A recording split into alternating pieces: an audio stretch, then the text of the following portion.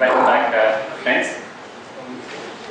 Now we have an hour and a half session on the recent updates under the OECD 2017 and the multilateral instrument related updates. To chair this session, we have with us an expert and an experienced speaker, in fact, in the field of income tax, who is always out there for the branch, just a phone call away. CA Narendra Jain. I request Sandesh to kindly escort Narendra Jain onto the dais and also present him with a bouquet of flowers, please.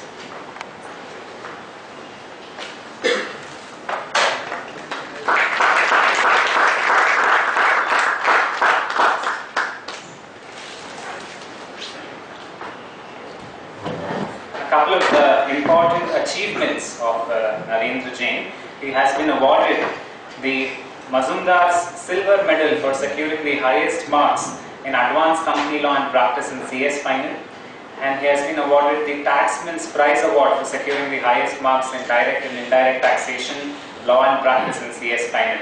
He has also been awarded the Mrs. Pankajan Rengachari SIRC Prize Award for securing the highest marks in Advanced Company Law and Practice once again. He did his, yes, that calls for a round of applause.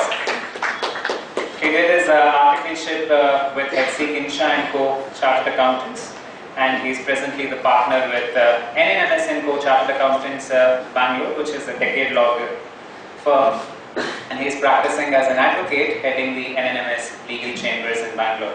He has wide experience in advising clients and handling tax litigation and transfer pricing, corporate tax and international taxation. With this brief introduction, I welcome Narendra Jain. Over to you, sir.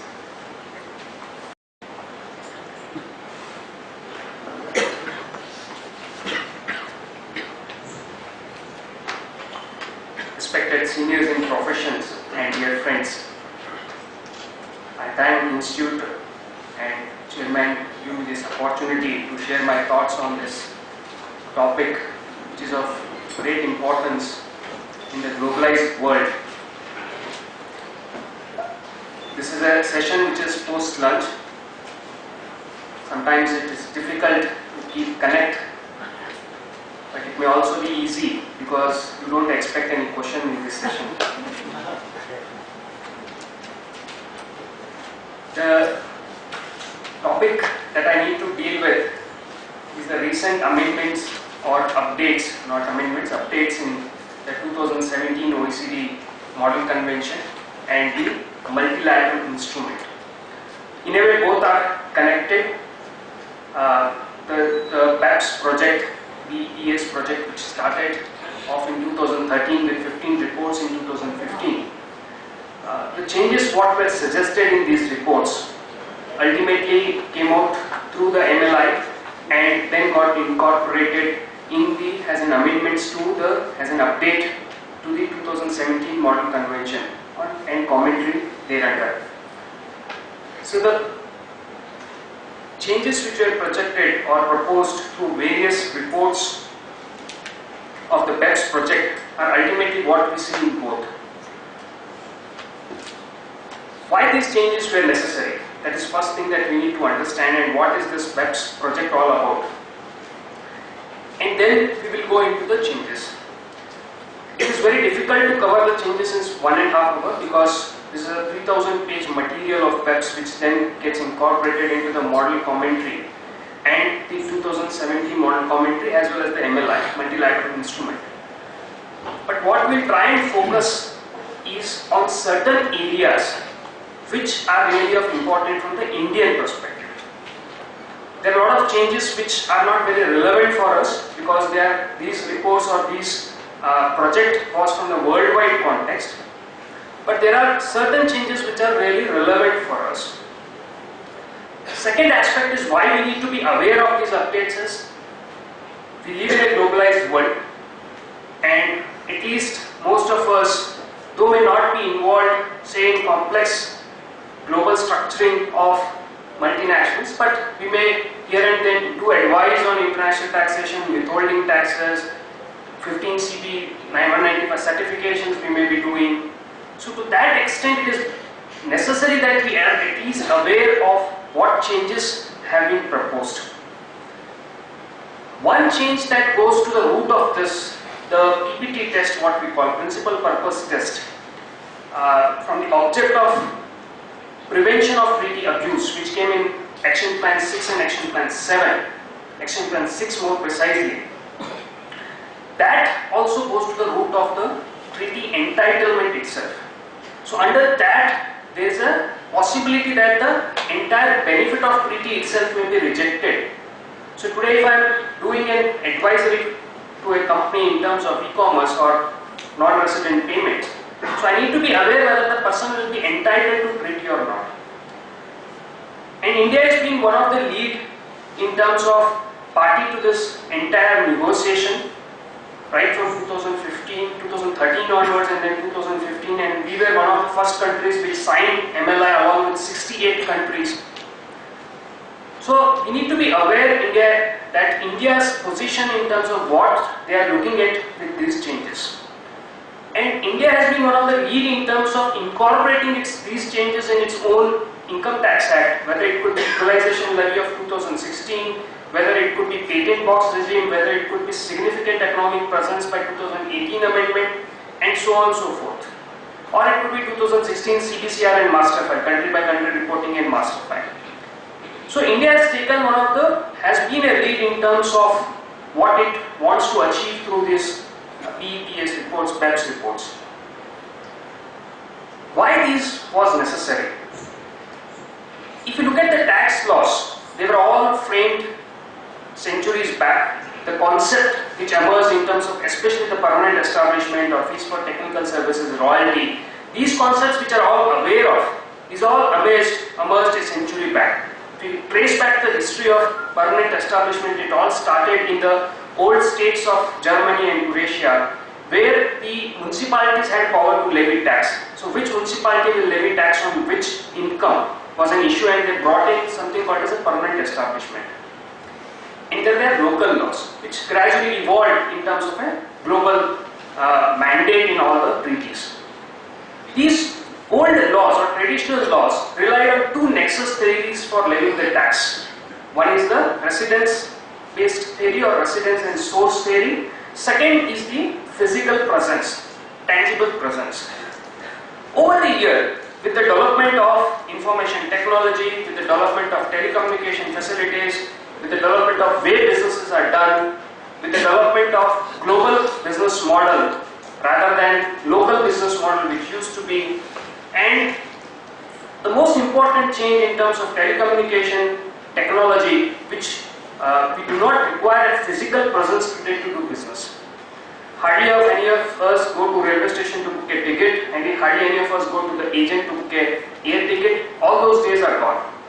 So in that context, when the old principles in terms of nexus was based on physical presence or residency, those no more remain today.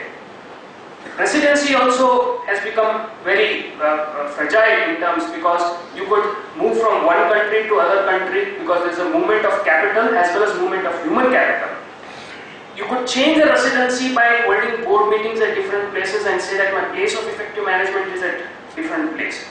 So that made more difficult in terms of how to decide in case of e-commerce companies or in case of digital giants, how to decide what is their tax liability in which country. The classic examples are of Google and similar organizations.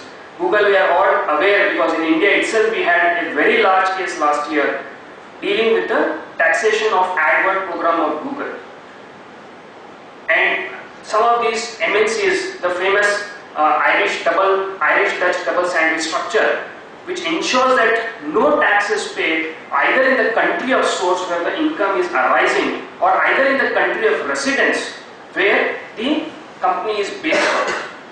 And the income is moved to a jurisdiction. One of the basic principles of tax planning you all know is pay tax where tax rate is lower. We all possibly have 48(2) in our statutes. We all know that there is a possibility that from A to B in the family the income might be moved by making a payment towards salary or XYZ expense to ensure to take the benefit of lower rate of tax. So in that context, when there is a global competition for attracting business, there is a possibility that the countries will offer rates of tax which are minuscule has certain decimal points. Ireland did that. Lot of global giants have their headquarters apart from America, and most of them are US giants who have their headquarters in Ireland in terms of rest of world, whether it is Google, Apple or Facebook or many others. So their structures were such, or their businesses were such that you need not have a nexus to the source country. You could do business here, Google could do business here without having a physical presence in India. Facebook could do business here, get an ad revenue out of the users based on without having a physical presence in India. Same was true with, say, eBay or others who did not really have any physical presence, though they were selling the goods or providing platform for exchange of goods. We today even will be knowing many of us book tickets on Airbnb or others, or book homestays, etc., which all happen without their having any physical presence in the country of source. Now the country of source is there is no physical presence required. So all the traditional business, all the traditional taxation models which relied on the source pool of taxation, which relied again in turn on the permanent establishment, which was nothing but a physical test whether there is a physical presence in the source country, was really become irrelevant in the modern digital world. Second, they did not pay tax in the country of residence also, because they had residency, shifted their residency to a place where there was no tax. So they could shift their residency to Ireland, or they could just say that my place of effective management is in some country where the tax rate is as good as zero. Now in this context, when countries realize that this model of business is going forward and the businesses are evolving and the countries are losing tax resources or tax revenues which then can be deployed for more useful purposes, this project started to come. Initially it was a project of G20, but more than 100 countries then became part of it. No doubt the lead was by the G20 countries, and they tried to bring in something like the BEPS project.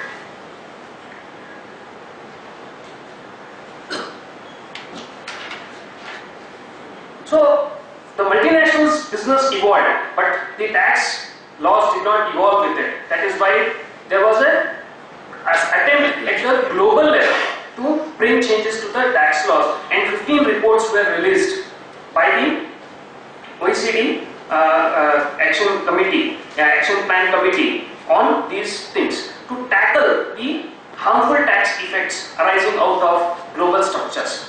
The idea of all these 15 reports is to attack various business models of structure or harmful tax practices spread across the various countries or maybe corporations, and to bring in the tax revenues to place where there is an economic activity actually happening.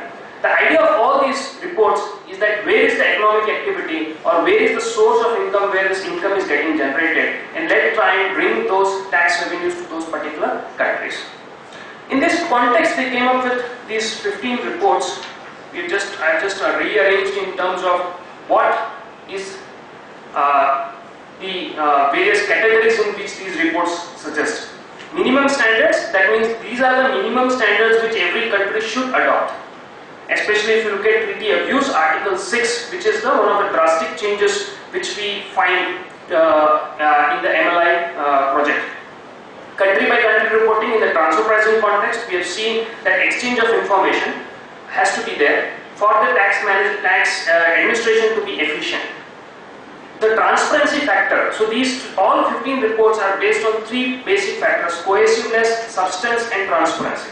Transparency will come when there is an exchange of information, when information is exchanged between the governments, and they are better placed to come to the taxpayer and say that your particular model, you are hiding certain tax revenues at certain particular jurisdiction.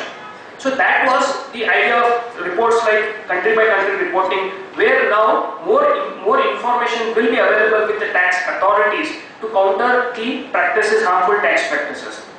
That is a minimum standard, and we implemented it in India by 2016 amendment. We brought in section 286 in the Income Tax Act and brought in the country by country reporting.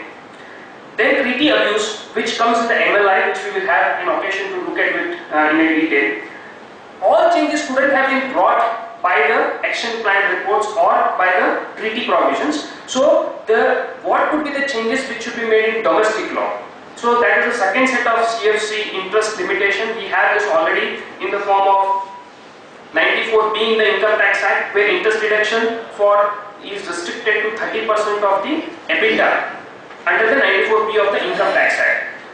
Again, if you look at the OECD report, they say if you look at the figures of FDIs, from an Indian context also we are all aware, 50% of FDI comes from Mauritius. Gradually, no doubt it has come down from the earlier higher figures, but otherwise it is coming from Mauritius or to some extent from Singapore, right? And another biggest component of FDI is inter-group company loans. Now, instead of funding my subsidiary through an equity, I will fund it through a loan, because the interest is a deductible expenditure in the source country and it can be passed on with a lesser tax of say 5% or 10% of a TDS, whereas dividend distribution tax is higher in India. So the huge amount of funding that happens, one, it moves it from the tax haven countries, and second, it could come more as a debt rather than equity, for which we had interest limitation under section 94B, say that if it's a related party loan, we will not allow you deduction beyond 30% of EBITDA.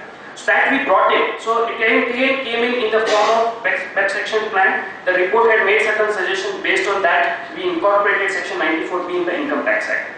Permanent establishment, the existing models, the way businesses functions and business have evolved, as I gave example, the digital businesses, e-commerce businesses, it was very easy for them to beat the permanent establishment rule, which was based on the fixed place concept or the physical location in the source country concept. So certain changes are suggested in that the definition of permanent establishment to ensure that what misuse of the concept of permanent establishment was happening is taken care. But the changes do not fully address the digital presence concept. When we go further, we will see that. So that one part is still pending. The OECD has suggested that by 2020, we will be bringing out the final report on digital economy, and at that time they will suggest certain changes further changes in terms of how to tax these global digital players like Google or others who are having substantial income in the digital economy form, or who are provider of digital goods and services. So that was part of digital economy analytical report, digital economy action plan 1. But the final report of that we will get in 2020. At that time we could bring it. You can see further changes happening in the tax laws. The action plan 15, multilateral instrument, is something which we will have to look into, and we will try to spend more time on that. Now, multilateral instrument, we have, like if you look at India, we have 93 treaties. And to negotiate and re-sign and change each of these treaties would have taken very long. At the global level, the 1,100 countries which were participating in the discussion of BEPS, there are roughly 3,000 tax treaties. But just imagine the time it would have taken to change these 3,000 odd tax treaties. By the time they changed, the business would have possibly evolved further and the changes would have become irrelevant. So the further tax department administration, to keep pace with the changing business, they brought in something called as multilateral instrument, which will work along with the existing treaties and possibly go and change 3,000 tax treaties in one stroke, assuming the countries are agreeing for it. Now, how that will work is something which we need to understand, and how Indian treaties will get modified because of this one instrument. So going forward, we have to read our existing tax treaties and we have to read the multilateral instrument both together to understand what a particular clause provides for. Therefore, it is important for us to know what the MLI provides, which clauses of MLI will go and modify the existing treaties, which treaties will get modified, which treaties do not get modified. India, in its provisional notification, when it signed the MLI, it notified all 93 treaties that India had at that particular point of time. We signed the treaty with Hong Kong at later point of time after the MLI was brought in. So that is still not there as a part of provisional notification, but it may be part of the final notification which we still have to do, which India still has to do. Or if you see the Hong Kong treaty, most of the MLI provisions are already incorporated in Hong Kong. So whether it gets notified or not gets notified may really not make any difference, because the Hong Kong treaty already has the provisions which the MLI had suggested. Okay. Now, when another point in the MLI is that the MLI, all the countries who are signatories to MLI have to adhere to the minimum standards, which are the first four: harmful tax practice, treaty abuse, CDCR and dispute resolutions. These every country has to accept it.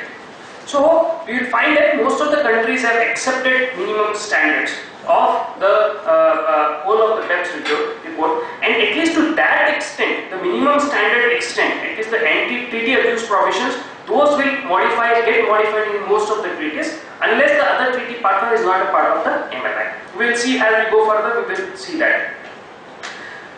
Now, when these 15 reports were there, these 15 reports got incorporated into the OECD 2017 update and also got incorporated in the MLI. The 2017 OECD Model Convention update, what we have to the Model Convention, that is only a commentary. Ultimately, that doesn't go and change the treaties. Given that most of the countries are not part of the OECD, it would not be really binding on the countries to follow it. For example, India is not a part of OECD, it is not a signatory to the OECD. So therefore, to that extent, the changes made to 2017 Model Convention are not really binding on India. That is where the MLI will come in. So these, what I want to say is, the 15 reports what were there, the changes which have been made in MLI and changes which have been made in OECD to a great extent overlap. So we have to see both together and need not worry about one changes. So whatever was changes which is coming in MLI, the explanation of that is coming in Model Convention, or it is similar to the explanatory notes given to the MLI.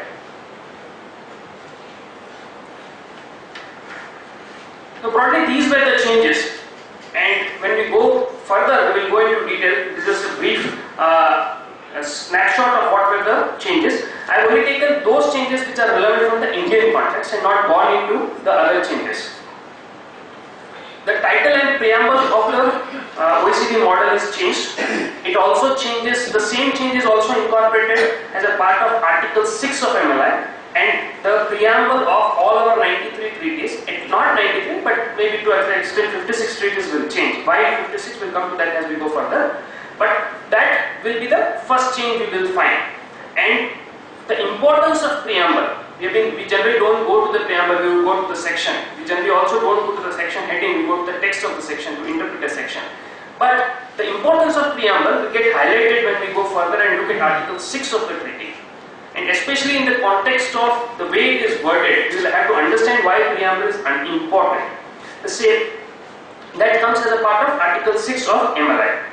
Second is again linked to that, prevention of treaty abuse, improper use of convention, what benefits certain countries were taking, or MNEs, not countries, the multinational corporations were taking through misusing the treaty, or taking the benefit of a treaty which was not really meant. In Indian context, it is very easily understood from the Mauritius Treaty. Most of the corporations, and the famous case of Azadi Bachao Andolan, 263 IDR 706, which dealt with India-Mauritius Treaty in detail, that India-Mauritius Treaty gave an exemption for capital gains arising to resident of Mauritius, and Mauritius really did not have any capital gains tax, so they did not pay any tax in India and did not pay any tax in Mauritius also. So a lot of corporates came to the route of Mauritius and invested in India. So what we call as treaty shopping.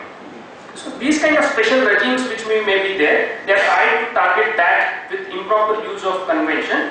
And now when a third party is using a different jurisdiction to invest, say for example someone from US is investing in India through Mauritius, then what is the effect of that?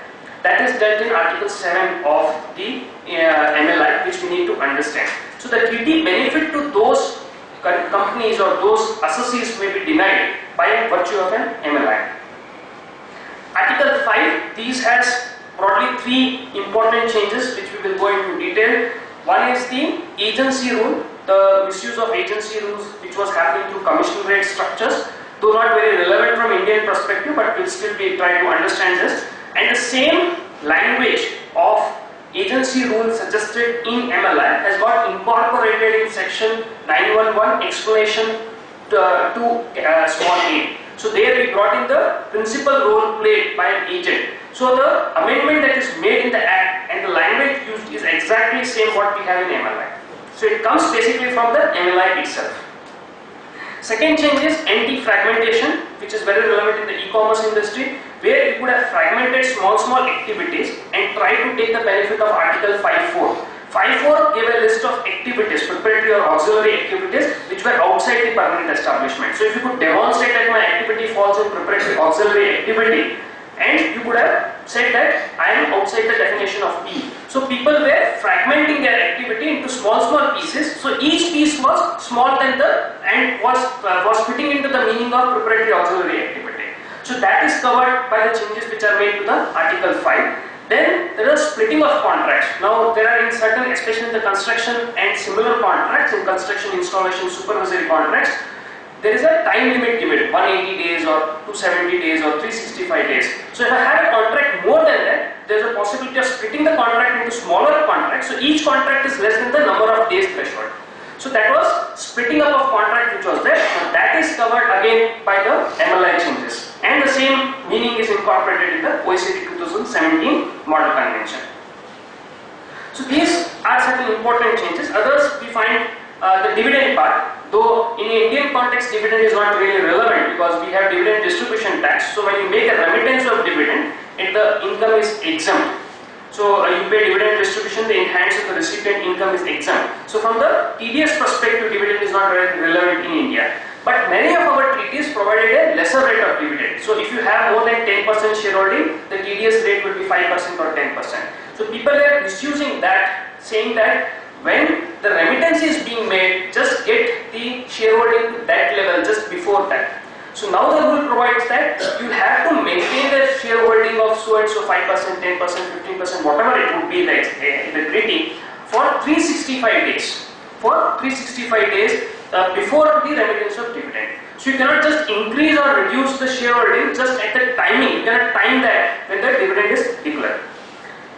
23A, 23B, again not relevant in Indian context. These two dealt with the foreign tax credit. India has not accepted these changes.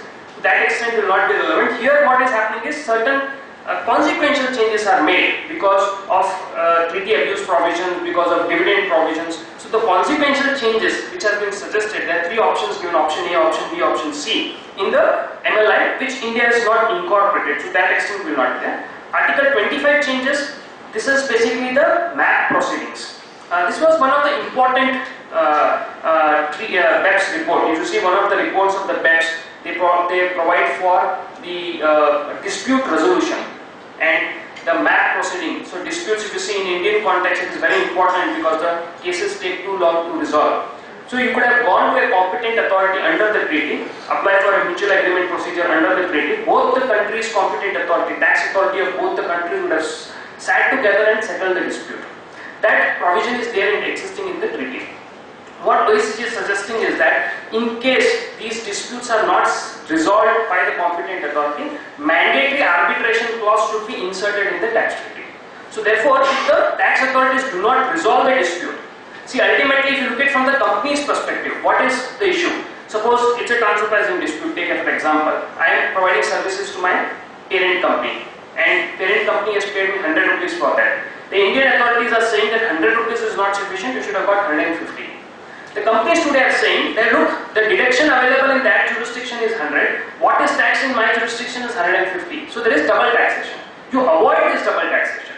And MAP is one of the easiest way to avoid double taxation because two countries' competent authorities sit together and they will decide. So if they decide 125 is the arm's length price, the taxability in India is 125, deductibility in the other country is 125. To that extent there is no double taxation. So at a group level if I see, I would have possibly nullified the tax effect. Now, but both the competent authorities obviously work at the opposite directions.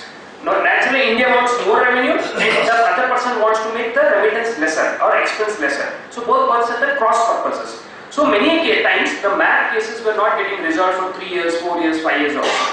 So they proposed to bring in an arbitration clause that if you do not resolve within so and so time frame, mandatorily it will be referred to arbitration, who will resolve this in so and so duration.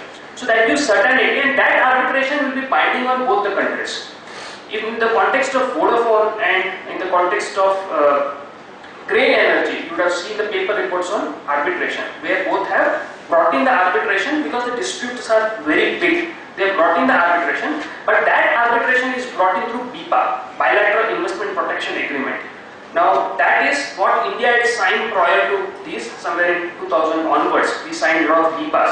So the arbitration initiated by Vodafone or Crane are under Bilateral Investment Protection Agreement, not under the tax laws. So the OECD wanted to bring these kind of situations in the tax laws also. So there would have been finality to tax disputes in a particular time frame, and you would have got benefit in the other jurisdiction. So therefore at the group level, the assessee would not be impacted.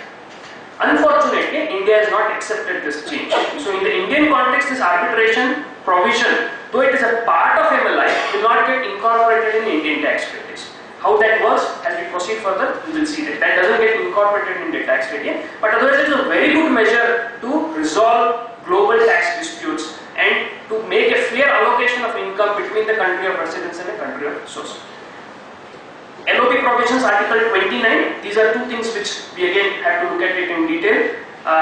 The PPT test, as I said, and the LOB, limitation of benefit test. And some changes to Article 5. So let's go to the multilateral instrument.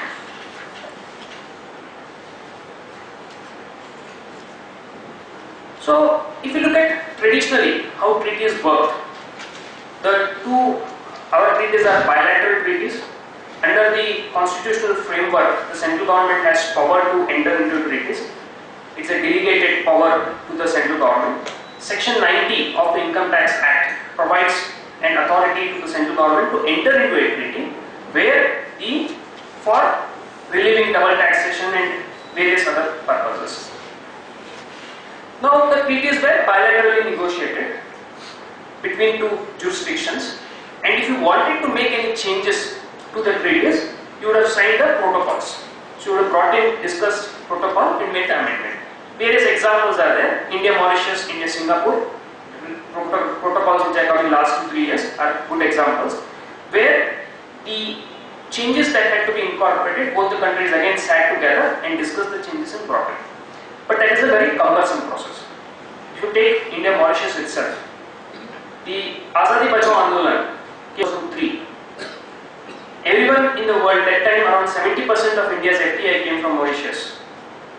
The Delhi High Court petition, which was filed by Shivkan Jha, ex-commissioner of income tax, challenged the circular 786, which provided that if the TRC is given by the funds, then the India-Mauritius treaty benefit will be given. The provision was very simple, the argument was very simple. Any layman would have understood that India is losing tax revenues.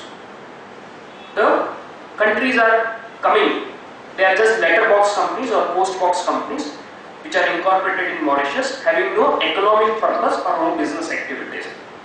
So the investments are rooted. This India-Mauritius treaty says no capital gains for resident of Mauritius. So a Mauritius resident sells and makes 100 crores of profits or 200 crores of profits on share sales of Indian company, he pays no tax in India because of India-Mauritius tax treaty, and he also doesn't pay tax in Mauritius because there is no capital gains tax in Mauritius at that point of time. So this issue was there before the Supreme Court in Azadi Bachao Andolan. The veracity of or the validity of circular was challenged, that how can you give the India-Mauritius treaty benefit to shell companies or postbox companies or letterbox companies. Now if you look at India-Mauritius preamble of India-Mauritius tax treaty, it says one of the objectives is that we will try to say that there is no double taxation. Also it says that the objective is to further strengthen the economic development, etc., etc., etc. And there is no LOB clause, there is no limitation of benefit clause to provide that in what context India-Mauritius tax treaty benefit will be denied to the assessees. Supreme Court said that when there is no LOB clause, it is government's stated objective to promote economic development. So that means they are tolerating tax evasion like we tolerate inflation. Because that is one of the purposes with which the India-Mauritius tax treaty has been accepted. They said if you really want to stop this, make a change to the tax treaty and bring in an LOB clause in the tax treaty. Post that, it took us around 13 to 14 years to negotiate and bring in the LOB clause. That is also very limited LOB clause in the India-Mauritius tax treaty. So you can understand how difficult it would be to change one of the treaties, because the other country would not be ready to accept the change because of its own economic benefits. Now in that context, imagine that if we have to change around 2000 or 3000 tax treaties, how many years it would have taken? The whole purpose by then would have lost, because whatever these policy changes, tax policy changes and new tax policy we are talking would become irrelevant, because in 15 years we would have a new world. So they thought that this would not be possible. Second important aspect is, each country has a different way of bringing in tax treaties. For example, Australia, Sweden, every tax treaty, smallest to smallest change has to be approved in Parliament. In India we don't have that, because the central government has a delegated power, and central government uses the delegated power and ratifies the changes in the tax treaties. So practically it would have been very difficult to bring in change to tax treaty by bilateral negotiation. Third, sitting in a round table in an open conference, the mood will be different, and when you sit in a closed room, the mood will be different. So when you are talking in a round table, everyone will accept a change, but suddenly when you are inside a room, possibly the other country will just walk out and not accept a change. Especially the changes what we are talking of treaty abuse, etc. Many countries later on would have said we will not agree to this change.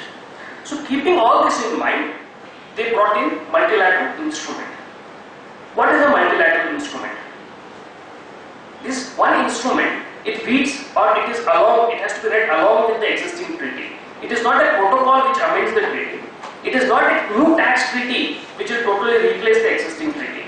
The existing treaties will survive. The MLI will sit along with the existing treaty, and when we are reading, we read both together. In the Indian context, we have an example of SAARC treaty. There is a tax treaty between SAARC countries. I am sure many of you wouldn't have heard of it. We have treaties with Bangladesh, Nepal, Sri Lanka. We have bilateral treaties. But we have a South Asian tax treaty, SAARC tax treaty also. Though it's a limited tax treaty, but it deals with two aspects. One is exchange of information, and second is the aspect of one is the exchange, and second is the aspect of taxation of teachers, students, etc. So these are two aspects which the SAARC treaty talks of. Now these two aspects, whenever it is provided in a SAARC treaty, today if I take India-Bangladesh treaty or India-Sri Lanka treaty, I will have to keep the SAARC treaty along with me, and then only the India-Bangladesh or India-Sri Lanka treaty is complete. The protocol to SAARC treaty also provides that in case there is a conflict between the main bilateral treaty and the SAARC treaty, the later treaty in place will override, and that will be what will be the treaty which will be valid. So if you see this, the MLI is much similar, but here the countries are more, the number of countries are more, and number of articles are more. The SAARC treaty was a limited treaty. This idea again came in from various European Union treaties. So you have a lot of European Union treaties which supplement the existing local laws and work along with the local laws. In that context, they thought that if we have to speedily implement the changes that they are talking and to attack the harmful tax practices which are there, then we need to bring in something like a multilateral instrument which will sit along with the treaty and which will go and work along with the treaty. However, the MLI protects the sovereignty of a country. It protects the bilateral powers of a respective country. It does not impeach them or it does not override them. For example, USA, Brazil, which were part of MLI discussion, but they have not signed MLI treaties. UAE has not signed MLI. So they are saying we do not want these changes to be incorporated in our tax treaties. So though US was one of the lead in terms of discussion and framing of multilateral instrument, it has not signed the multilateral instrument, it's not signed the MLI. To that extent, India-US tax treaty doesn't get modified because US is not a party to MLI. One. Second, so it protects the sovereignty of a country. It gives it sufficient room or window and flexibility. Why this flexibility was necessary? Because if it was rigid, it would have collapsed. Because of flexibility, it has come so long. And given that there are many countries, it was necessary that there was some flexibility in its operation. Currently, 86 countries have signed MLI, and the first in 2017, 68 signed, gradually others have signed, and it is expected many more countries will join the signing of MLI. That was one flexibility which MLI provides. Second flexibility which MLI provides, which is again interesting. Now once you opt for MLI, should you modify all your existing treaties, or you have a choice to select which treaties you want to modify? For example, if you look at India, at that point of time we had 93 treaties. So India notified all the 93 treaties for MLI. That means that the stated policy objective of India was that all my 93 treaties should get modified by MLI. But look at different countries. Look at China. Look at, say for example, Mauritius. Look at the Germany. They have said we don't want Indian treaty to change. Mauritius, for obvious reason, did not want Indian treaty to change, because then the benefits which it was getting through India-Mauritius treaty would have lost. The tax now what FDI comes to Mauritius would have cut down. But at the same time, Singapore accepted it. Singapore said, fine, we are fine with changing the India-Singapore tax treaties. So the first flexibility is whether to sign MLI or not. Second flexibility, what the sovereign, and it was necessary because sovereign power has to still be protected. You cannot bulldoze everyone to make these changes, because that is the tax policy is a sovereign function that has to be protected. So second benefit flexibility again, that you can select which country you want to modify, which country you do not want to modify. Third, in the MLI there are various options for a particular thing. If you take anti-abuse provision, there are three options: PPT, principal purpose test; LOB, SLOB, which we call as simplified limitation of benefit; and third we call as DLOB, detailed limitation of benefit clause. So the choice is there to select which you want to select. Certain clauses are minimum standards, like PPT is a minimum standard. Change in the preamble and object of the treaty is a minimum standard. That everyone has to accept it. So whoever is signing MLI has to accept the minimum standard. When it comes to optional, for example, arbitration, India said we do not want to select the arbitration clause. But when you are selecting something which I do not want, they call it as reservation, as we proceed further we will see it, that has to be pure all the countries and all the MLIs. I cannot say I want to select arbitration for Australia but I don't want arbitration for UK. If I select for all. If I don't select, I don't select for all. So they brought in this flexibility. So how it works? First, either you sign or not, that is a sovereign function left to a country. Second, within MLI you can opt which countries you want to modify your existing treaties and which countries you do not want to modify. Third, after opting and after notifying, for example, India and Singapore have notified each other, that means India-Singapore treaty will change. But when it comes to provisions, India has selected principal purpose test plus SLOP, simplified limitation of benefit test. But Singapore said we will select only PPT, we don't want simplified limitation of benefit test. So then when there is this mismatch, only PPT will be the one which is relevant, because SLOP the other country has not accepted. So whenever there is a mismatch, only to the extent what is matching will change. Because of this, the MLI becomes complex. Because of these mismatches, the MLI becomes complex, because every time we have to understand that whether what is the policy of the other country, whether it has notified India, if it has notified India, what provision it wants to implement and what provision it does not want to implement. The best thing for this is go to the OECD matching database. There is a OECD website, MLI page is there, where the matching database has been given. So you can match which provision India has accepted, which provision others have accepted, and what will be the end effect of that. So if the end effect is modifying the treaty, then you replace that particular article of MLI with your existing treaty, it superimposes on the existing treaties. And you read both along with it to understand what is the final provision. Hopefully the OECD has said, and hopefully the Indian government, after all this is finalized, still some of this is in still transit mode, you can say work in progress mode. Once this is done, they will issue the modified treaties based on this. To that extent, if they issue modified treaties, it is very easy for us to understand whether it is correct or not. In case they don't issue, till that point of time, if they don't issue the modified treaties, we need to take the existing treaties, take the MLI, understand the policy position of the other country, and then read the existing treaty with the MLI provisions. How does it work out? So there are various stages. Adoption of MLI. So 100 countries on 21st November 2016 said that we are going to adopt MLI. But adopting MLI doesn't mean it is binding. The binding comes afterwards when you sign and ratify it. So first is they adopted it. Second is signature of MLI. As I said, around 68 countries signed it in 2017 June. Currently there are 86 signatories to the MLI. So this is the second step of MLI. Third step, filing of ratification of MLI. That means the treaty which is there, you need to come back to your own country and get the validation for that. For example, in Australia and Sweden, if the treaty has to be entered, the central government cannot directly enter it. Every treaty that is entered by them, you play it before the parliament, and parliament says we accept this treaty, then that treaty is reaching the finality, or we call as ratification.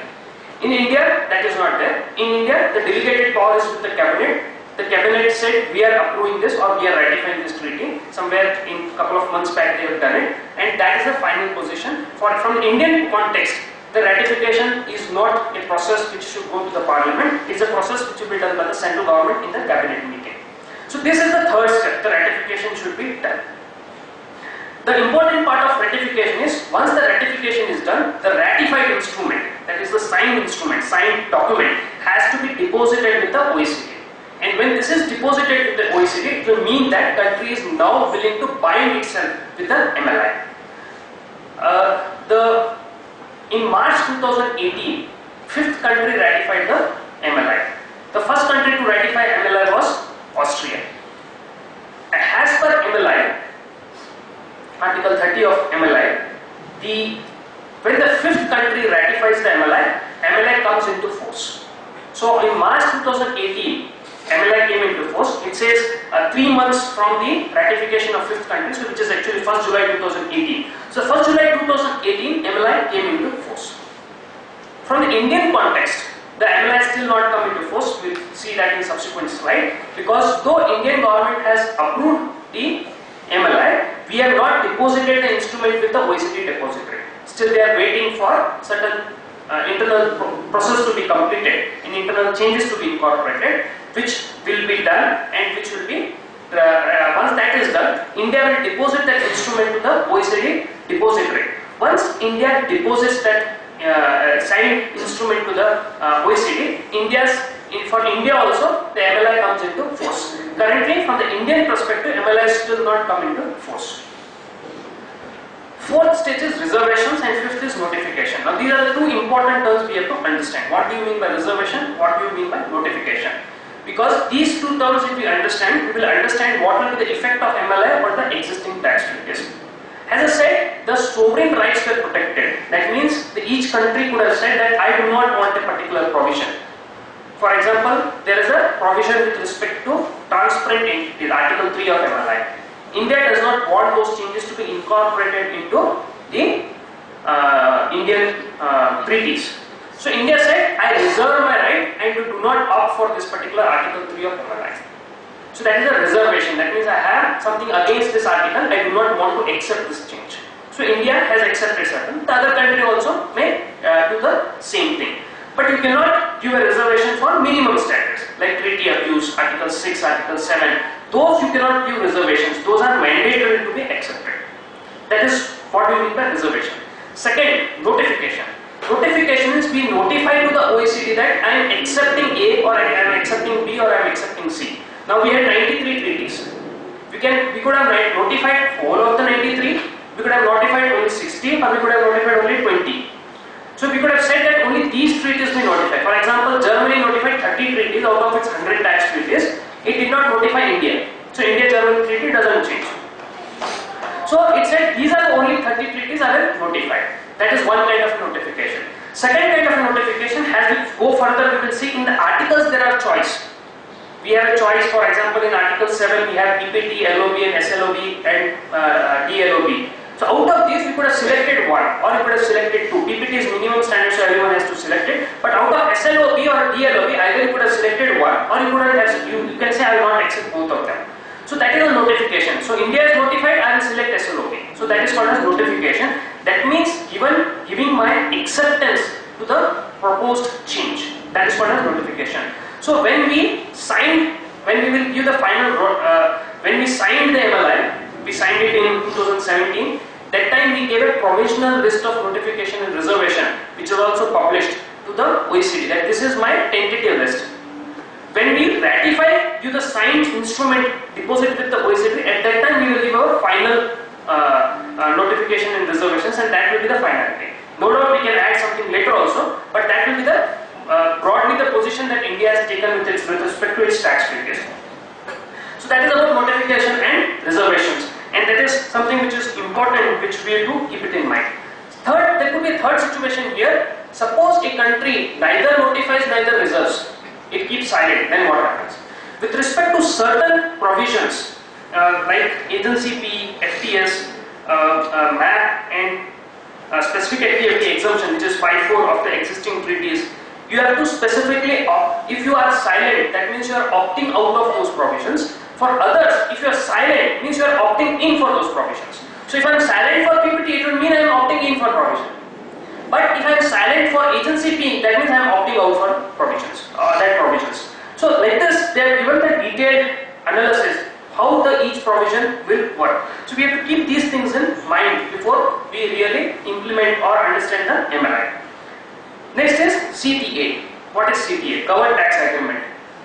So for a existing ETAA will have to now convert into CTA, Covered Tax Agreement. Covered Tax Agreement means covered by MLI or which is impacted by MLI. When does an agreement gets impacted by MLI? First thing is, there are various preliminary conditions. First, both the parties should have signed MLI. India has signed MLI, US has not signed MLI. So India-US ETAA is not a CTA. India has signed MLI, Singapore has signed MLI. So India-Singapore treaty can become a CTA. Step 2 for to become a CTA is that both the countries should ratify MLI. So if India ratifies and Singapore ratifies, India-Singapore treaty becomes a CTA. US, we need not worry whether it will ratify or not because it never signed the MLI. Third, it should deposit the instrument with the OECD. After finishing its internal procedures, it should deposit that with the OECD. Fourth, it should notify each other treaty. Now Mauritius has signed MLI, it has also ratified MLI, it has deposited MLI, but it has not notified India. It says we don't want India-Mauritius treaty to change. Because it does not want India-Mauritius treaty to change, India-Mauritius treaty doesn't become a CTA. India-Germany treaty doesn't become a CTA because Germany has not notified India. India-China treaty doesn't become a CTA because China has not notified India. India-Singapore will become CTA, India-Australia will become CTA, India-UK will become CTA, Netherlands will become CTA, many other countries will become CTA. Roughly around 56 of our existing treaties will change based on the current provisional position or tentative position. As we go further, we may find certain other changes also. So we need to see whether both the countries are part to this or both the countries are not part to this, whether they are signed, whether they are ratified and whether they have notified each other. These are certain preliminary things which we have to keep it in mind if we want to understand MLI and say that what is the change the MLI is going to make in the Indian tax treaties. Next is the two things, entry into force and entry into effect. These are two things which we need to understand. Entry into force is pure the MLI. That means when does the MLI come into force with respect to each country. So as I said, for the MLI provides that the MLI will enter into force. Till then it is dormant, it has having no life. It will get into life when the fifth country signs the MLI and ratifies the MLI. That means it deposits its instrument with the deposit rate. That happened in March 2018. The fifth country ratified the MLI. So MLI becomes effective from 3 months post that end of the month of March, which was 1st July 2018. So 1st July 2018, the MLI came into force. The MLI came into force. Next, when does for India MLI come into force? For India the MLI will come into force when India deposits a ratified instrument to the depository of the OECD and 3 months post that.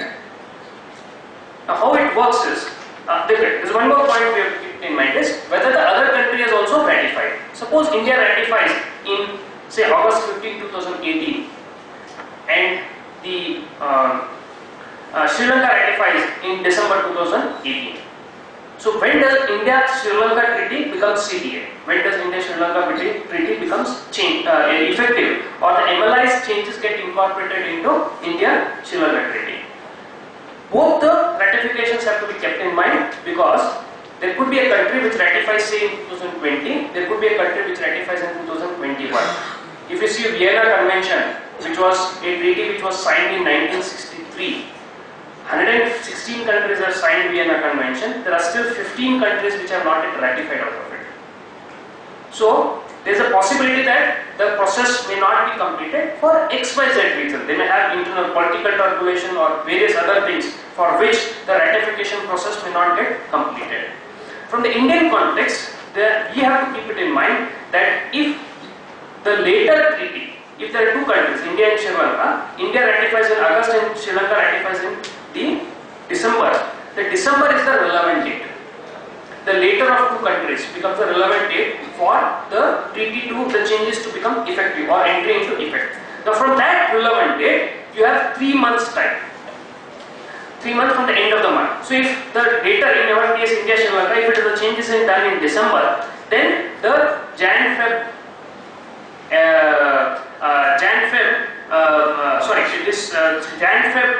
March will be what we have to keep it in mind. Now there are again two sub-steps to this. When it comes to the TDS provisions, they say a year which starts from the year which starts post the date. So in case of TDS provisions, when it is December, we have taken India Sri Lanka example. Say India signed it in August, Sri Lanka signed it in December. The 1st April, the taxable year starts from the 1st April. So India has selected an option of taxable year. There is an option to select calendar year also, but India said will select the taxable year. So the first taxable year which falls after this relevant date becomes the date from which the TDS provisions get impacted, it gets started. For other changes, we need to give a cooling period of 3 months, which has become 6 months in Indian context, and then when the first taxable year starts, after that the changes becomes effective, the MLI becomes effective. So you take the later date, that becomes a relevant date, give a cooling period. India has opted for additional 30 days cooling period actually, so it becomes you need to see another 30 days for that. So if you have signed, the later country has signed in March, and if you take 30-day cooling period, it goes to April, so then the change will go to 2020. So like this, you have to analyze with respect to each treaty when will be the entry into effect. Once it is entry into effect, then the MLI will go and modify the existing treaty. MLI will go and modify the existing treaties. That step is possibly still some time. India may ratify somewhere before end of the financial year. That's what is the general understanding. If they do that, possibly we have one more year to go by, and post that the changes may get incorporated into the Indian existing treaties. There is an option to withdraw from the MLI. After we have signed, we can withdraw from the MLI, but you have to withdraw from the MLI completely. You cannot change one country treaty or the other treaty. You will modify, you will withdraw from the MLI itself. Your existing treaties with the modified changes will survive unless you bilaterally renegotiate and change the tax practice. So this is what is how it will come into force. Then these are 4 different phrases which has been used, which we need to understand. In place of, in absence of. When this term is used in the MLI, in place of or in absence of, as the name suggests, if there is an existing provision, for example preamble, for all mandatory provisions this phrase is used, in place of, in absence of. That means, if say for taking a preamble, if our existing treaty has a preamble, then the new preamble as given in Article 6(1) will come in place of.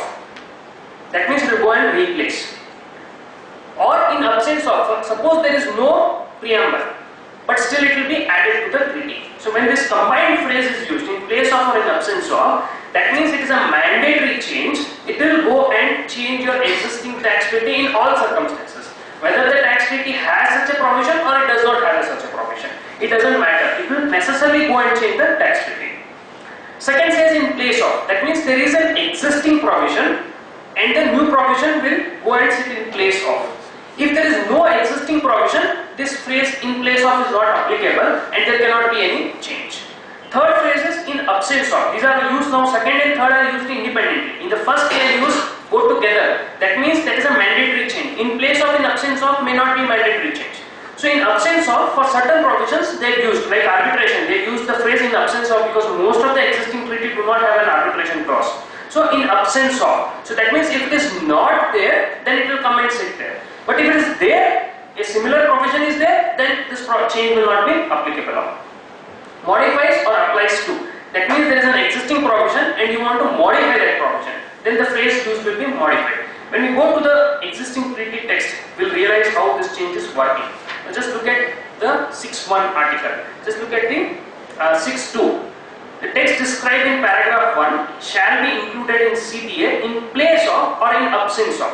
That means the 6.1 will be included in the covered tax agreement CTA in place of or in absence of. So if there is an existing article, it will go and replace it, or if there is no existing article, this will go and get incorporated in the tax treaty. Now what is the 6.1? 6.1 is the preamble.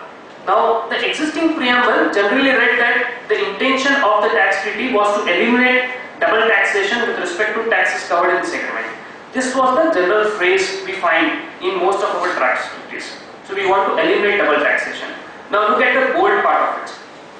Without creating opportunity for non-taxation or reduced taxation through tax evasion or avoidance. So without creating. So we want to give the benefit and eliminate double taxation, but at the same time we do not want to give the benefit of creating opportunities for non-taxation or reduced taxation, no taxation or low taxation through tax evasion or avoidance, including through treaty shopping arrangement aimed at obtaining relief provided in this agreement for indirect benefit of residents of third jurisdiction.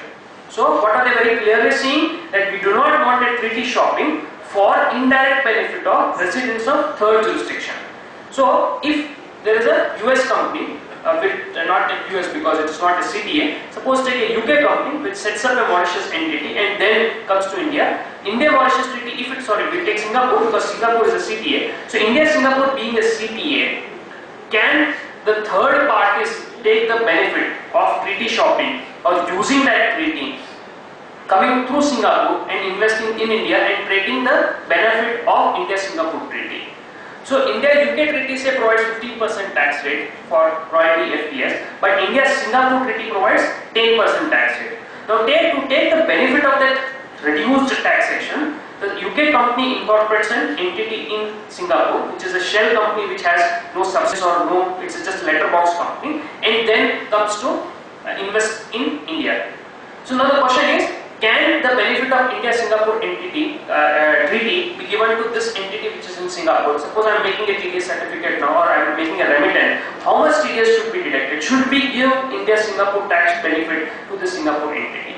Now the preamble very clearly says, and read with Article 7.1, where very clearly said that you can deny the treaty benefits if the conditions are not satisfied.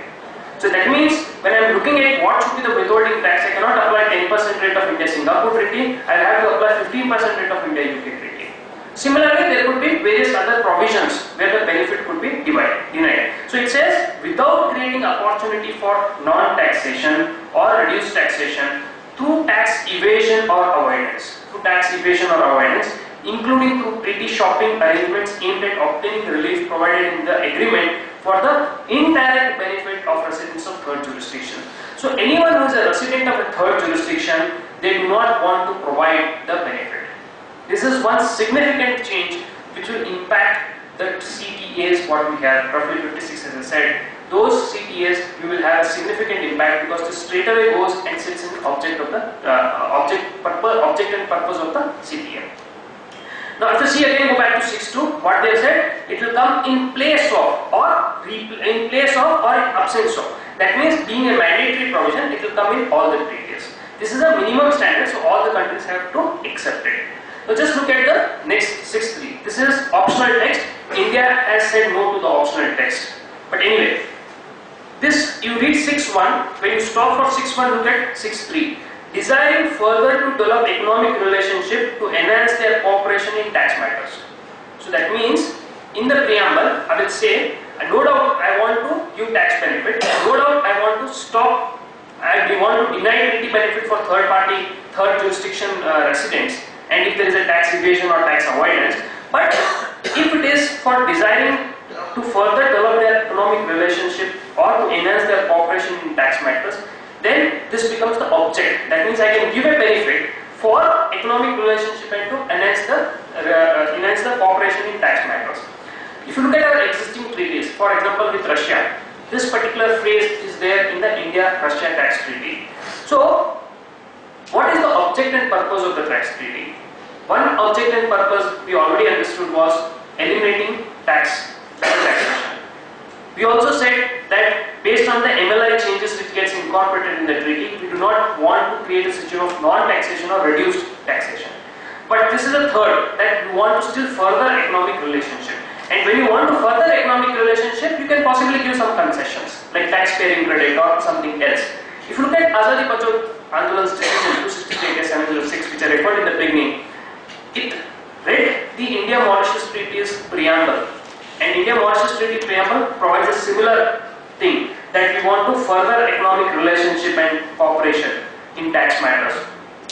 So the Supreme Court said, when such a phrase is there, that means they want to enhance economic cooperation and relationship.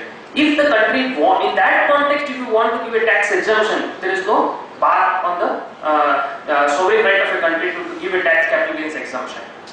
So wherever the treaties have this, we can always say that the concession, exemption or benefit is given to develop the economic relationship, and therefore the treaty benefit should still be given, despite the treaty saying that there is no, we do not want to create opportunities for non-taxation or reduced taxation.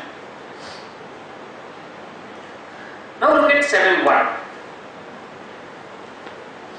Notwithstanding any provisions of the covered tax agreement. That means so it overrides the existing CTAs, existing DTSS.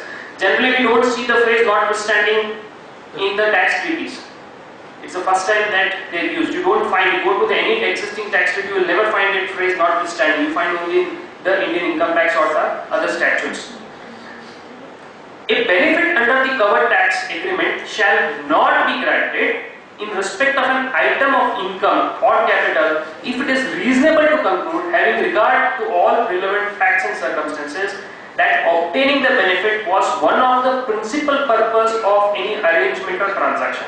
What it says, you can deny the benefit of a CTA if obtaining the tax benefit was one of the object of any arrangement or a transaction. So, I incorporate an intermediate holding company, say Netherlands or say in Singapore, which has no other purpose. It is an arrangement. And what is the arrangement? Arrangement is to take concessional tax rates, say in Singapore Treaty or Netherlands Treaty. So, the revenue can come and say that, look, I will deny you the benefit of India-Singapore Treaty, I will deny you the benefit of India-Netherlands Treaty, because one of the purpose of coming through Singapore or one of the purpose of your arrangement is you are coming through Singapore or Netherlands to take the concessional tax regime which is available in Singapore or Netherlands. So therefore, we are going to deny you the concessional tax rate in that treaty for that transaction or arrangement. Only for that transaction or arrangement. It doesn't mean that something for which there is no benefit, it will be denied. So something it is within the framework will still be allowed, but a transaction or arrangement for which you have used or misused or abused the treaty provisions, that can be eliminated or you can be reject the treaty benefit. So 7.1 being a mandatory provision will go, and again you can see the subparagraph 2. Paragraph 1 shall apply in place of or in absence of the provisions in the CTA. That means it will be a mandatory provision in all treaties which are CTAs. In all CTAs, this 7.1 will come. Therefore, the tax officer can tomorrow say that I will deny you the tax benefit because one of the purpose of your arrangement or transaction is to take the benefit of that tax treaty. So again, when we are applying the treaties in real life situation, once MLI becomes effective from Indian context, is we need to see whether the provisions of 7.1 are satisfied in all cases. If the main parent company has routed the transaction to Singapore or Netherlands and getting certain concessional tax benefits, in all probability 7-1 will sit into the treaty and say that we cannot give you this benefit. The benefit will not be there. The phrase used is one of the principal purpose. That is why we call it as a PPT, principal purpose test. So if you have various purpose but one of the purpose is tax benefit, it is sufficient to deny the tax benefit. Compare this with GAR, where there is main object. So there the phrase used is main object. So I will apply GAR if the main object of the transaction is tax benefit. But here, if one of the object is tax benefit, that is sufficient. To that extent, this is narrowed, and GAR is wider in canvas. Because GAR will have a stricter interpretation because the main object should be tax benefit. For the PPT, if one of the principal objects is tax benefit, it is sufficient. However, under the PPT test, only treaty benefit can be denied. But under the GAR, the AO has very large role. He can modify your transaction, restructure your transaction, he can do a lot of things with your transaction. He can change capital to revenue, revenue to capital, debt to equity, equity to debt. That is not there under the PPT. What he can do is, he will say that look, I am not going to give you the PPT benefit, I am not going to give the treaty benefit because PPT is applicable.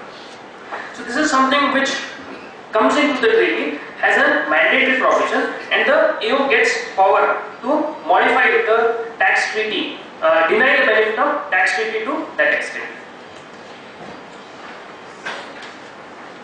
Next we look at the simplified LOB provision.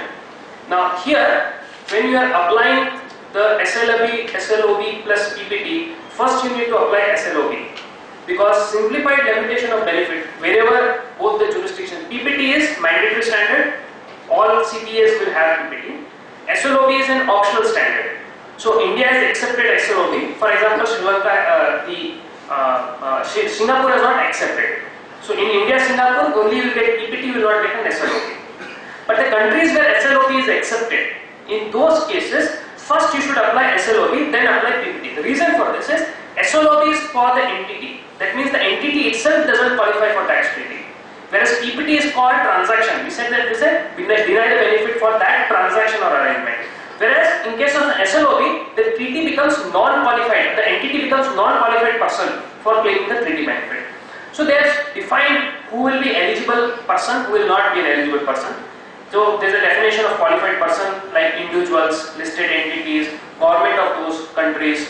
Or the second, like if an individual of France owns a company in France, that company also becomes a qualified person. So in those cases, the SLOB, the qualified person, becomes eligible for the benefit. So he becomes qualified person and he can claim the treaty benefit. Now if you don't fall in this, there is certain negative list, like holding companies. That is a negative list. So you just are a holding company, then you can never become a qualified person, the treaty benefit can be denied. Except if there are certain other provisions under which it can be claimed. So these two things, PPT and SLOB, PPT becomes mandatory in all cases, SLOB may or may not become mandatory depending on both the treaty partners' willingness to accept it. So this is one important change which we need to keep it in mind. Coming to permanent establishment changes. These are there in Article 12 to 15. Which are of significance from our perspective. They are broadly into 6 categories of changes that we need to see. Try to cover as much as possible in the time left with me. Now, first is the digital virtual P concept. The action plan 1, and these, at least the first 3 are very relevant from the e-commerce industry perspective and the players in the e-commerce. The action plan 1 had said that had done an analysis of the digital economy and given 3 options: equalization levy, withholding tax on all digital payments, and significant economic presence. They had said these are optional and we are still not going to make it mandatory. We will come up with the final report in 2020. But India took a step ahead. In 2016 it brought in equalization levy for certain ad payments, advertisement payments through digital means, and 6% of equalization levy was levied. The second, which saw in 2018, significant economic presence. So that means if you have a digital presence in India based on number of users or the amount of revenue that you generate in India, then you have significant presence in India and you become taxable in India. but these are still in the domestic law. Treaty provisions do not change because of this. There is no MLI change which is specifically on the digital P or virtual P. Everyone is trying to bring in its own law. European Union is talking of significant economic presence, something similar to tax or digital tax they may bring in. Saudi Arabia, Kuwait has brought in virtual service fee concept. Israel has brought in significant economic presence kind of concept. So the other various different kinds of countries are trying to bring in their own thing. Germany is suggesting some minimum tax, something like MAT concept for this. But these are all country specific changes. MLI does not incorporate any changes for the digital or ACP kind of concept into the treaties. That we'll have to wait possibly up to 2020 when the final report comes. Possibly post that we will see some change, things happening on that particular front. Next is the dependent agent permanent establishment. So currently if you see the 5.5 and 5.6 of the tax treaties, if there is a person who is acting on behalf of another person and habitually securing orders or habitually contracting on behalf of the first on behalf of principal, then it leads to agency P, dependent agent permanent establishment. That leads to taxation in the source country. One of the condition is that he should be acting on behalf of the principal. Then only he is treated as an agent. If you see certain civil law jurisdictions, in India we don't find that kind of thing, because in India even a principal who is undisclosed principal, even that is covered in the agency principal, because even if an agent acts for undisclosed principal, he is still acting for the principal. Whereas in civil law countries, you could follow that the agent actually signs the contract on his behalf. He doesn't sign, he signs it in his own name. He doesn't sign it in the name of the principal. So therefore, when he signs the contract in his own name, in that cases the agency P will not be triggered, because the agency P 5.5 said that he should be acting on behalf of the principal. But when he is acting, he is signing the contract on his own name, he is really not acting on behalf of the principal. So therefore, there was a difficulty and there was a situation where the agency P was not getting triggered, which is broadly called as commissioner rate structures, and in those cases the P was not triggered. So now the amendment is being made. The language of amendment is very similar to amendment that India made in explanation to subclause A, where we provided that if the agent plays a principal role in conclusion of contract, whether he signs in his own name or someone else's name will not make a difference. What is relevant test is whether he is playing a principal role in conclusion of a contract, whether it could be for services or goods, again it does not make a difference.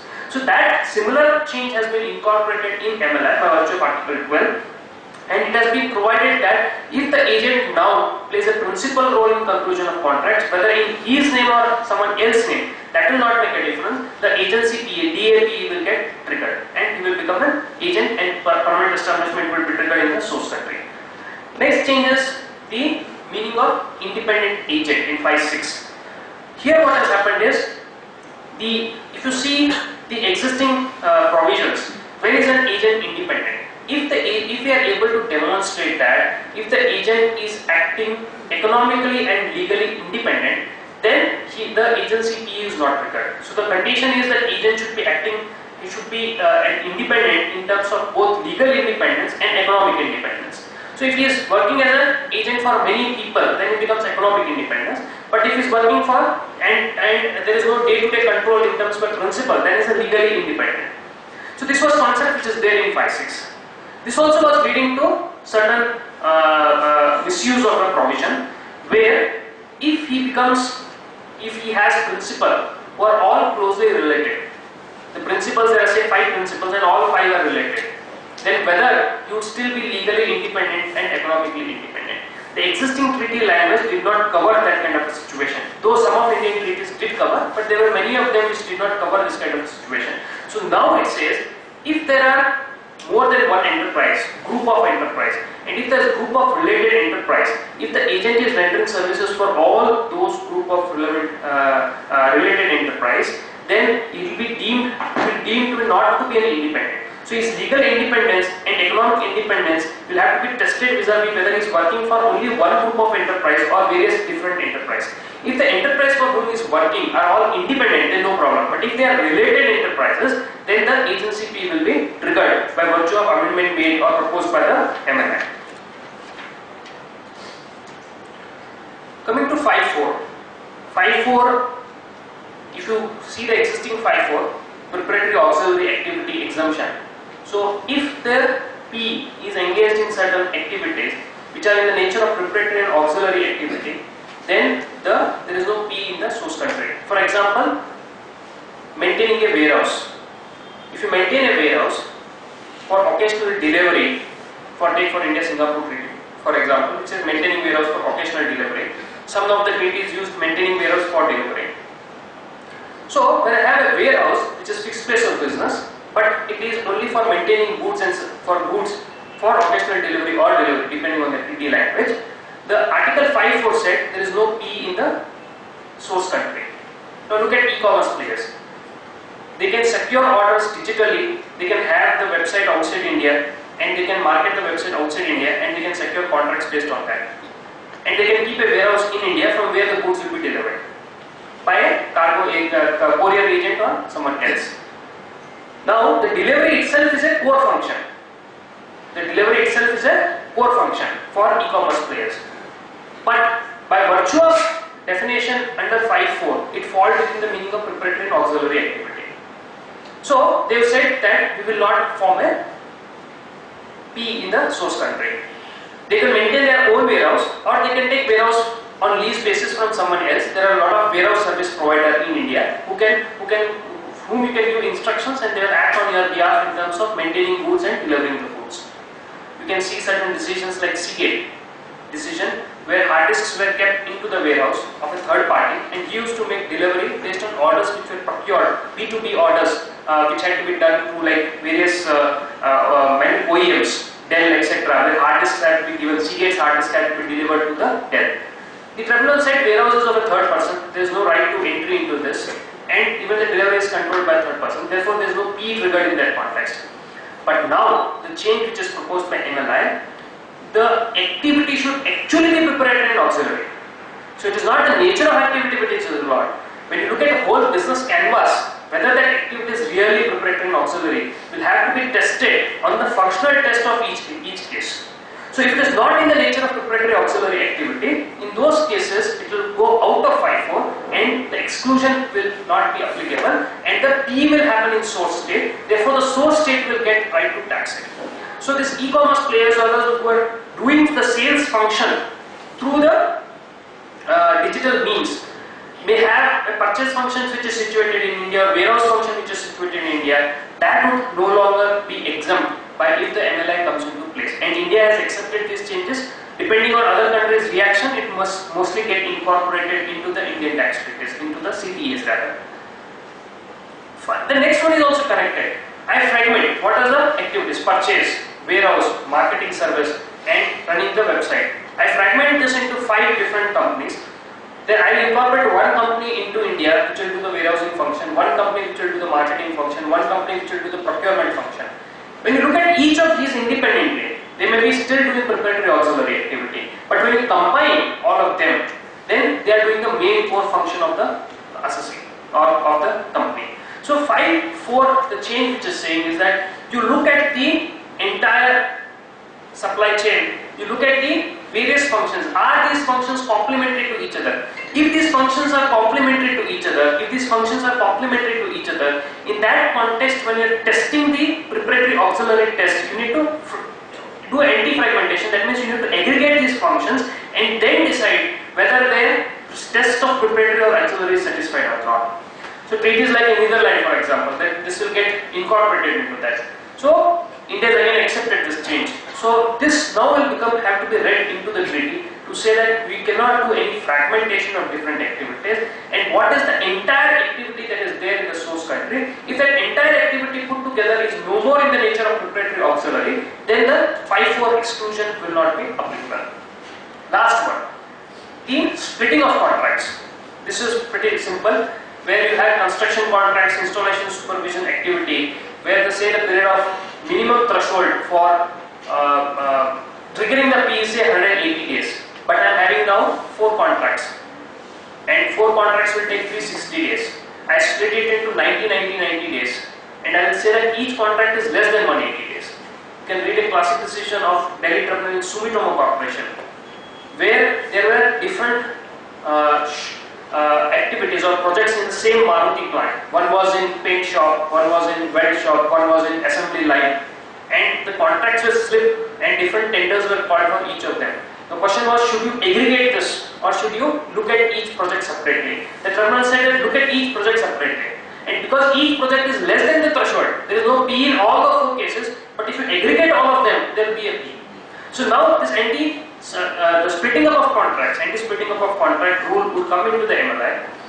India has accepted this change again, and if it comes, then whenever you are looking at the contracts, you need to aggregate them and look at the complete time period, and then look at whether the threshold provided in the treaty is breached or not.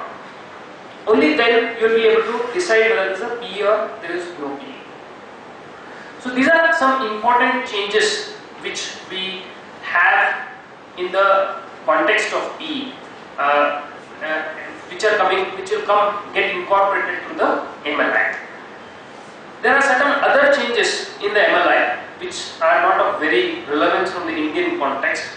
One is related to dividend arbitration, because we have not accepted it, hybrid mismatch we have not accepted it, transparent entity provisions which we have not accepted. So, but these are 2 important. One is Article 6, 7 and the provisions related to Article 12 to 15, which India, from the Indian context, are something which is very important, which we need to keep it in mind while reading the treaty in future. So with this I have completed my presentation. If you have any questions, you can take up those questions.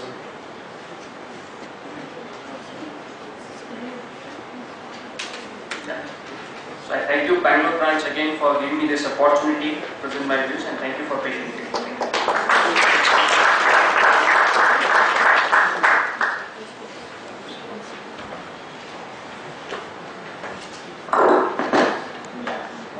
Respected members, once again I take this opportunity to thank our speaker, the leading speaker, CA Narendra Jain sir, and I request CA Jaidal sir once again to please come over the dais and present our memento on behalf of Bangalore branch of SARC of ICI for having given a wonderful speech here.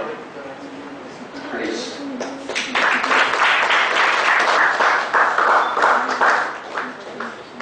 Thank you very much, and we conclude this session, and we will have a tea break now.